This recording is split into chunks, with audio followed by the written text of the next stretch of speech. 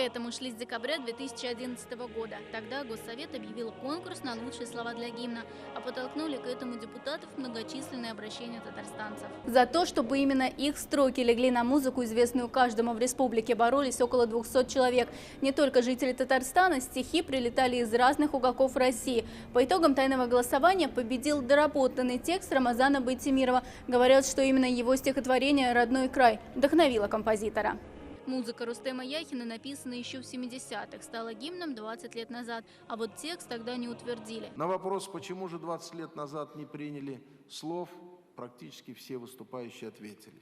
Мы еще тогда не знали, в каком направлении молодая новая российская государственность будет двигаться, какое место найдет Республика Татарстан в своем развитии. Чтобы стать текстом гимна, стихи должны были вписаться в мелодию. Кроме того, отражать чувство патриотизма, уважение к истории, дружбу народов республики и их традиции. То есть смысл моей жизни – восстановить вот доброе имя отца. Хоть и говорят, слова отца изменились, я как-то, вот знаете, вот не почувствовала особо.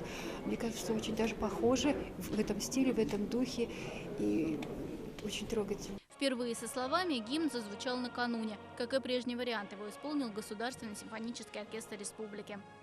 Здесь, мне кажется, очень удачное совпадение слов и органичное вливание этого текста в музыку. Понимаете, это невероятно важно. На сцене более 200 человек. Артисты хора театра имени Мусы Джалиля плюс солисты. Слова звучат на 2 государственных языках. Эту песню весь народ должен петь. И с малых лет они должны услышать и это любить свою республику. Даже когда сегодня оркестровую запись слушала, у меня прям мурашки по телу бегали. Настолько это прям впечатляет. Чтобы выбрать лучшую версию, еще накануне гимн проигрывали больше 3 часов.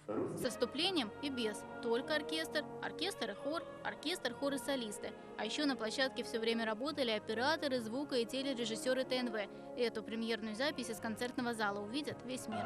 Маргарита Петрова, Александр Сергеев, Лилия Миндубаева, ТНВ, Казань.